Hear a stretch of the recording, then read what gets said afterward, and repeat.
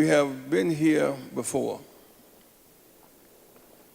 1968, Dr. King killed in April. Robert Kennedy killed in June. The great agony over the Vietnam War.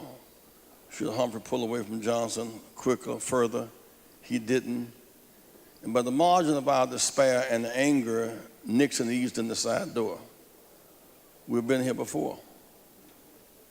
1980, Kennedy took on Carter. Couldn't quite embrace him at convention in New York. By the margin of that indecision, Reagan eased in the side door. 2000, after tremendous momentum, Nader decided he couldn't take Gore. He did take 2 million votes, 4 million votes. Gore did lose by 527. We have been here before.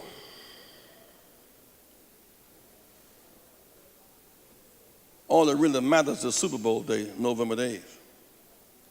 The people who are spoiled take a position, Brother Greg, all or nothing. But some of us have to survive in the cracks. I was walking down the street not long ago, and there was a broken sidewalk. Sidewalks cover up dirt, and Pastor Hall, when it's raining, they cover up the mud. But in the broken sidewalk, there was a little grass and a little flower coming out the crack. Many of us don't have the option of the whole lump. We got to survive in the cracks and fight for a better day and for another day. We don't have the option to elect Trump because we're too angry about yesterday. Let me put this another way. I'm going to stay right here for a minute. Someone asked Jack Nicklaus one day, said, Jack Nicklaus, distinguish between good and great golfers. He said, all professional golfers can play. All professional golfers can drive, know how to use the irons and how to use the drivers and how to do the putting. He said the difference is that the great golfers mess up on hole 6 and go to the 7th hole and play the 7th hole. The good golfers go to the 7th hole thinking about the 6th hole and mess up that one too. It's hard to go forward looking backwards. This ain't the first time there was some mess up in the DNC about the incumbent. We faced that too. When I first ran, the threshold was 35%. We brought it down to 15%. We didn't leave. Winner take all. Winner take all meant if I got 46%, Dukakis got 49, he got all my delegates. That didn't make sense. We fought to get proportionality. Well, people thought that was a soft sellout in 88, but about 2008, what did it mean? Hillary Clinton won Ohio and California and Texas and Pennsylvania. By the 84 rules, she would have been the winner. By the 88 rules, Barack was the winner because we changed the rules to make them more fair in 88. Those of you who are in this, you must be long distance runners. Say long distance runners. Long distance. Right. My second piece is that there's something deceptive, Judge, about speaking in that big hall. Because everybody in the hall kind of have one purpose, and they kind of speak with one mind. And in the good speechwriter can write a bunch of punchlines, predictive, know what people are going to scream. That's an echo chamber. Real life is outside that hall. For example, I chose to mention in my minute or so last night African policy. African policy matters. How can you have 1,000 African-American delegates don't mention the word African one time? So Africa policy matters. Africa policy matters. Poverty matters. Well, we're going to run some ads to get in Philadelphia. There are 400,000 out of 1.5 million to 400,000 people with a jail record. In Philadelphia, there are 500,000 functionally illiterate. In Pennsylvania, Penn State, 5% African American, except on the football field. State Penn, 49.8. Say in Pennsylvania. In Pennsylvania, 5%. Penn State, State Penn, 49.8. Now, there must be some reality up in here if you just announce and y'all ought to vote, and y'all either ain't eligible, feel y'all can't vote, it doesn't. Chicago. Write that down, Judge. Pretty good stuff, ain't it? Chicago. 2,400 shot this year. Almost 400 killed this year already. Not only closed 50 schools, 80,000 vacant homes and abandoned lots. When they closed those schools, drugstores went, 50 drugstores went, 75 grocery stores went. No Trump unit on the south side of Chicago. It's a killing field. Guns in, drugs in, jobs out. There must be a focus here on violence. They tried to associate the assassinations in Dallas and in Baton Rouge with the Black Lives Matter. That's not true. They were military. Those were soldiers who volunteered to join the military. They went to Afghanistan and Iraq and Iran rather, and guess what? They were disappointed. They learned how to shoot in the military. They learned how to do decoys and ambushes. They learned how to make bombs. And they came back home with post-traumatic syndrome, explosion in their heads, and they shot police that should not have done that. But now, Pennsylvania, Ohio, Louisiana, and Texas have open carry with guns. You walk up to a policeman in Dallas with his pistol and your AK, say, "Hi, buddy," and go upstairs and shoot him down. The guys who learn military training can go right down in the store or online or at the gun shop and buy a semi-automatic weapon. That's why I kept talking about banning assault weapon last night. We don't stand a reasonable chance. Chicago got 10,000 inmates in Cook County Jail, all on pretrial detention. 4,000 mentally ill in jail every day taking medicine just to keep them calm. I'm talking about the reality check on our situation. So some people ain't voting not because they don't get it, they don't feel they are part of it. Unless we speak to them, they're not going to speak back to us. We have a big job this year doing a lot of voter registration, but also understanding what's happening. We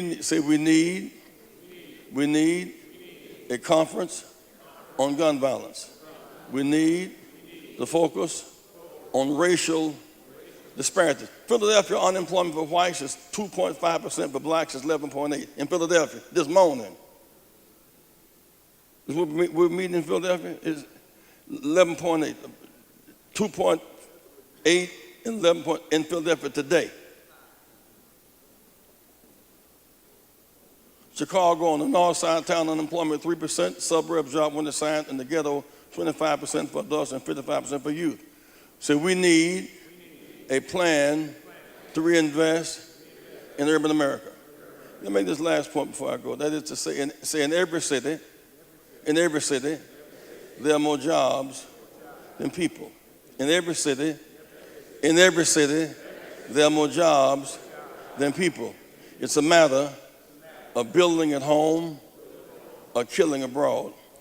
For example, in any given city, if you just remove, say Detroit got 100,000 vacant homes, abandoned lots, Chicago 80,000, Baltimore 19,000. To remove the lead paint is jobs. To cut the weeds is landscaping, entrepreneurial jobs. The houses that cannot be repaired, to demolish them with morale is jobs. Those that can be fixed up, to fix the sunken roofs, to replace boards with window panes, to put in new refrigerators and plumbing and toilets and the like, jobs. Say in every city, there are more jobs than people. You'd have to look for some people to work in Detroit if that was a plan to rebuild the inner city, not just downtown, Greg. There are more jobs in Chicago to be had than there are people who could work if they had their jobs created. We're dealing with some bad, misplaced priorities. We need to make some, what are y'all, blacks? We were the firewall for Sister Hillary in the South. What do we want for the firewall? So we want a plan to ban assault weapons.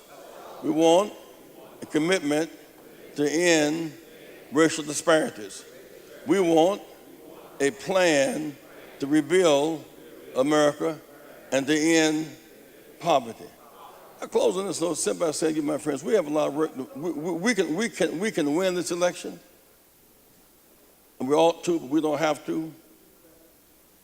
They're running a crusade. We're running a campaign. Crusades often beat campaigns because people are caught up in the spirit of this crusade. When you talk about we're going to deport 15 million people, Mark, you're not disruptive. That's a violent idea. That we're going to build a wall between us and Mexico. We share 2,000 miles of border with Mexico. We trade more with Mexico on a daily basis than with China and Japan every day. Every day. And they're the gateway to South Central and Latin America. America is a minority country in this hemisphere. Most folk in this hemisphere speak Spanish. English is a minority language. They're not back door. They are next door. And they are eternal neighbors who we locked by the river and locked at the land. You mean that you're going to destabilize NATO and Western Europe? That is a suggestion born of looking at the world through a key and not through a door hole. So we must look at the world through a door, not through a keyhole. We have the numbers. We have the need to win. But you don't win the big battle just because you're right. You win because you fight. South Carolina. Somebody said, well, you think blacks would turn out in 2016 like it turned out for Barack in 2008? President Barack didn't start the movement, he inherited the movement. He took it to its logical conclusion. Why should we vote in South Carolina? South Carolina is 32% African American, 30% state contracts, 1% black. A state with 1 million poor people, 250,000 have no health insurance, none. The government turns down Medicaid. A state with a $7 billion budget turned down $13 billion. Do we have a reason to vote in South Carolina? From Virginia around the, say some Virginia, around the Texas, if we vote our numbers and I hope we can win governorships and Senate seats across the South. Friends, let nothing break your spirit. Do not surrender. God bless you and keep hope alive.